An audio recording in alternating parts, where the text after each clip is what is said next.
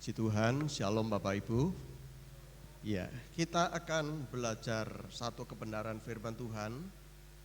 Pada kesempatan malam hari ini, kita akan membuka dalam Efesus pasal 4 ayat yang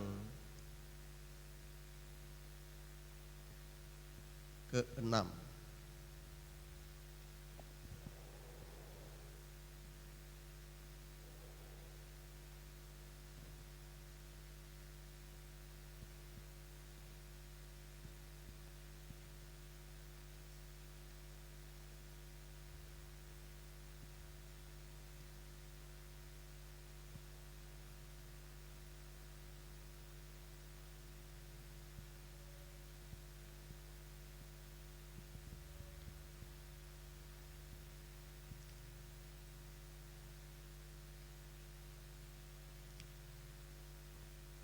Bukan Efesus, Filipi.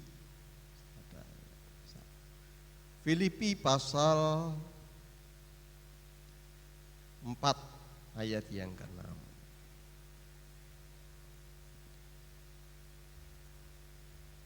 Ya.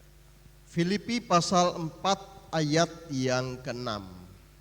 Oke, kita akan baca bersama-sama satu ayat ini, Filipi pasal 4 ayat yang ke-6.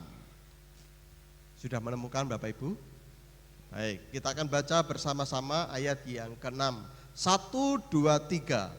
Janganlah hendaknya kamu khawatir tentang apapun juga, tetapi nyatakanlah dalam segala hal keinginanmu kepada Allah dalam doa dan permohonan dengan ucapan syukur. Amin Bapak Ibu.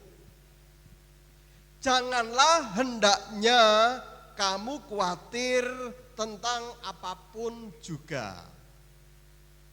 Janganlah hendaknya kamu khawatir tentang apapun juga. Kira-kira apa yang Bapak Ibu khawatirkan saat-saat ini? Apa Bapak Ibu yang Bapak Ibu khawatirkan saat-saat ini? Apa? Apa yang Bapak Ibu khawatirkan saat-saat ini?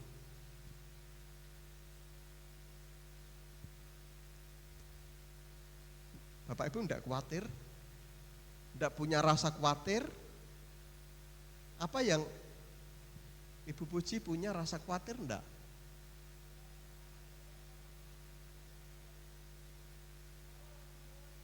Ya, sudah ditaruh dalam kaki Tuhan. Tidak ada rasa khawatir. Pak Luki punya rasa khawatir enggak Pak Luki?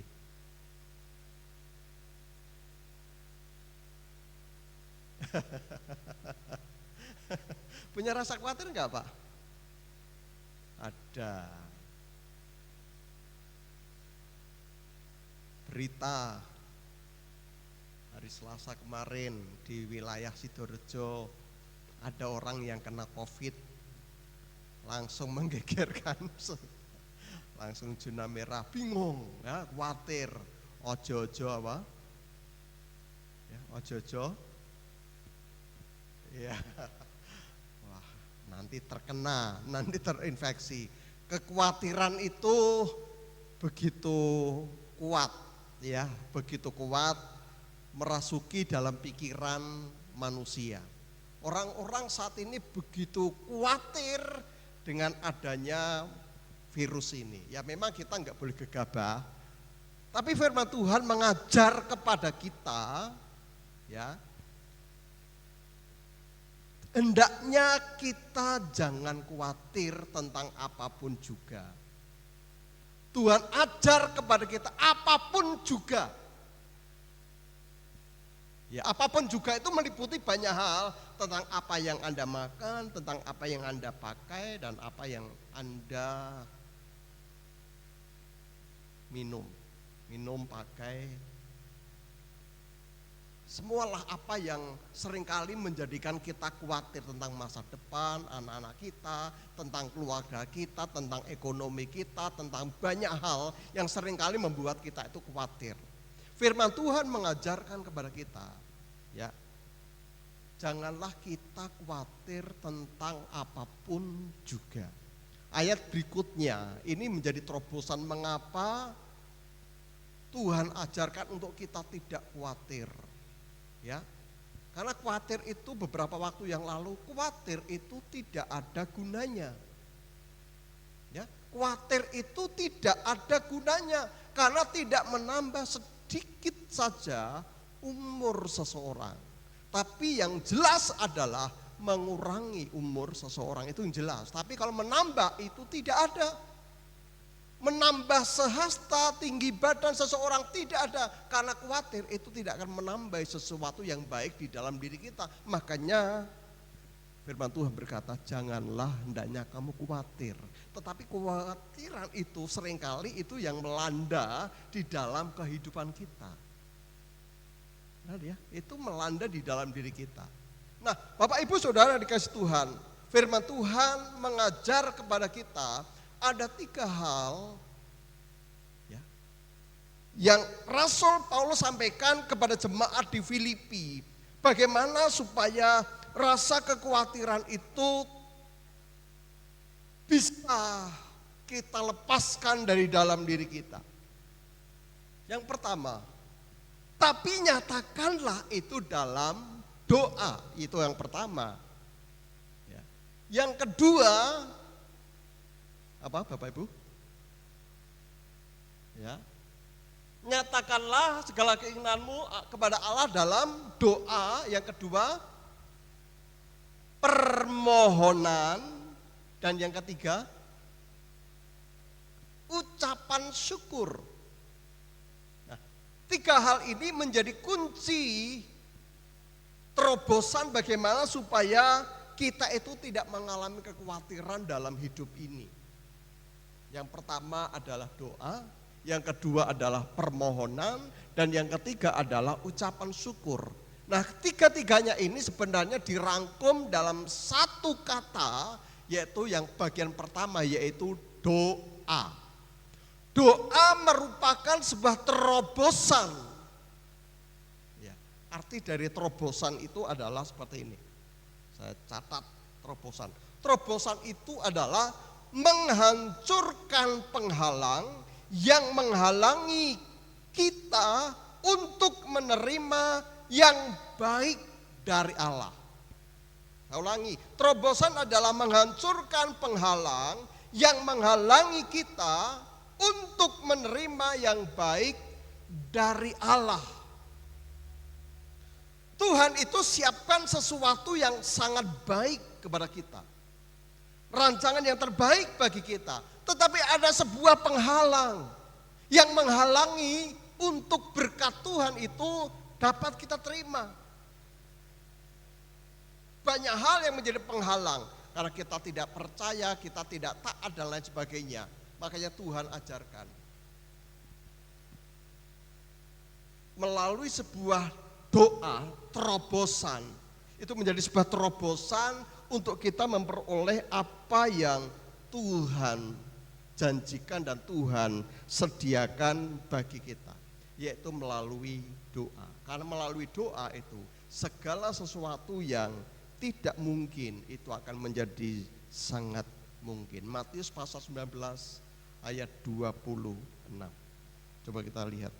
Bu Ika bisa dibacakan Bu Ika.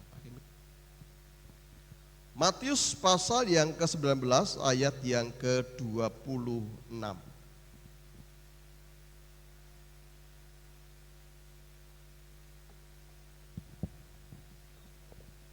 Matius 19 ayat 26. Yesus memandang mereka dan berkata, bagi manusia hal ini tidak mungkin, tetapi bagi Allah segala sesuatu mungkin. Ya, bagi manusia itu tidak mungkin, tetapi bagi Allah itu sangat mungkin. Jadi terobosan itu adalah mengalahkan segala kemustahilan. Ya, menghancurkan segala kemustahilan dengan cara apa? Doa. Ya, doa itu menghancurkan segala kemustahilan. Jadi kalau kita saat ini kita merasa, aduh, nggak mungkin lah dia kembali percaya kepada Tuhan. Enggak mungkin lah, lain sebagainya lah. Apa yang kita rasa tidak mungkin, Bapak Ibu, ada terobosan yang Tuhan sediakan bagi kita, yaitu melalui doa. Doa itu memungkinkan dari segala sesuatu yang tidak mungkin menjadi mungkin. Bagi manusia kita merasa itu tidak mungkin, tapi bagi Allah itu tidak ada yang tidak mungkin. Kuncinya hanya itu tadi, doa. Doa itu meliputi tadi, ada permohonan, ada ucapan syukur, dan doa itu sendiri. Doa itu adalah komunikasi kita dengan Tuhan. Permohonan ya kita minta kepada Tuhan, dan di dalamnya ada ucapan syukur. Itu menjadi kunci terobosan di dalam kehidupan kita, untuk kita mendapatkan apa yang Tuhan janjikan. Apa yang kita rasa itu tidak mungkin, dengan doa, nothing impossible, tidak ada yang tidak mungkin. Itu hanya dengan doa. Makanya jangan sepelekan doa. Ya, jangan sepelekan doa. Itu sesuatu orang anggap itu sepele, tapi sebenarnya itu memiliki power, kuasa yang sangat-sangat besar. Menghancurkan kekhawatiran di dalam diri kita. Itu dengan doa. Ada satu kisah di dalam Alkitab di mana Yesus ketika dia melakukan perjalanan dari ke Yeriko, dia bertemu dengan orang yang buta sejak lahir bernama Bartimeus. Bartimeus orang yang buta. Dia duduk di pinggir jalan ketika Yesus lewat. Dia hanya mendengar tentang Yesus. Begitu banyak orang, karena ramai di jalan, banyak orang yang mengikuti Yesus. Bartimeus mendengar siapa yang berjalan di depannya. Dan dia tahu ini Yesus orang Nazaret. Makanya ketika dia mendengar Yesus lewat di situ dan dia mendengar pula banyak orang di situ, dia berteriak dengan keras, Yesus anak Daud, kasihanilah aku. Yesus orang Nazaret, kasihanilah aku. Bartimeus ini dia enggak melihat, dia buta, tapi dia mendengar tentang siapa Yesus. Yesus itu adalah orang Nazaret. Orang Nazaret itu adalah orang yang terkenal dengan satu tempat di mana sebenarnya tidak ada orang-orang yang terpelajar, orang-orang yang hebat bisa keluar dari orang-orang Nazaret. Itu menjadi tempat cemoohan banyak orang. Gak mungkin sesuatu yang baik itu muncul dari Nazaret. Tetapi Bartimeus ini, dia percaya bahwa Yesus orang Nazaret itu adalah Mesias. Dia percaya bahwa Yesus sekalipun dia berasal dari Nazaret, tapi dia adalah Raja, dia adalah Tuhan, dia adalah Allah, dia adalah pribadi yang berkuasa atas manusia. Makanya dia berseru, makanya di dalam doa gitu.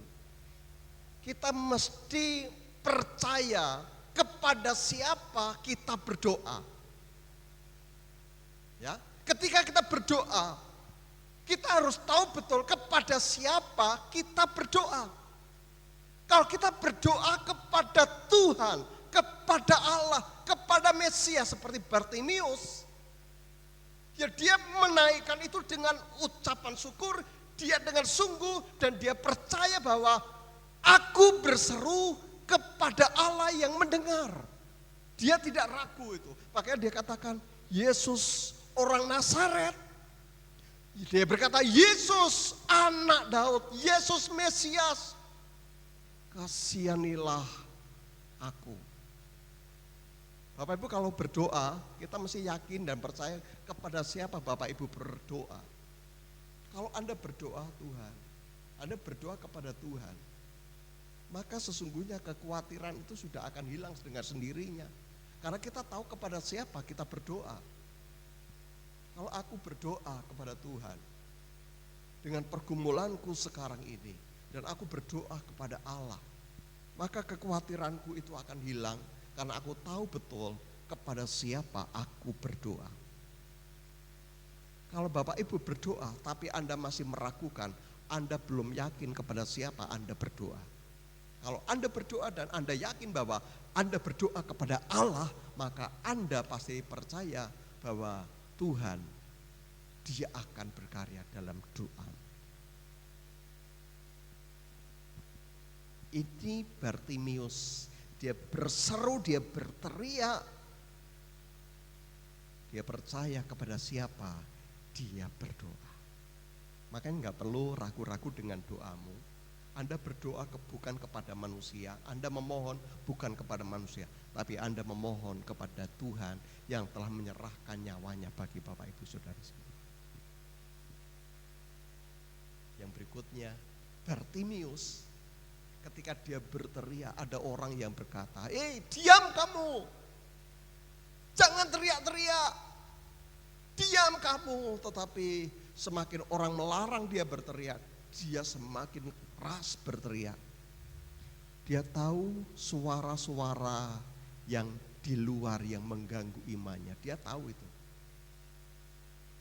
Makanya dia tetap keras berteriak kepada Tuhan. Dia tahu ini suara-suara sumbang, ini suara-suara yang membawa dia tidak akan mengalami akan kuasa Tuhan. Dia tidak hiraukan itu. Dia enggak hiraukan suara-suara Allah. Apakah kamu bisa? Ya, apakah kamu bisa dipulihkan? Apakah itu enggak perlu dihiraukan? Anda harus tahu dan kenali ini suara-suara yang membuat imanmu lemah. Itu Anda harus kenali dan jangan hiraukan seperti Bartimius. Enggak hiraukan suara-suara. Enggak usah teriak-teriak, ngeributi, ngerepoti guru. Enggak hiraukan itu, dia semakin berteriak kepada Tuhan. Harus kenali itu. Apa yang membuat Anda khawatir dalam hidupmu sekarang ini? Jangan hiraukan itu. Kalau itu membuat imanmu lemah, imanmu jatuh, Anda jauh dari Tuhan, hindari itu. Anda harus fokus kepada Tuhan saja. Tuhan Yesus memberkati Bapak Ibu Saudara semua.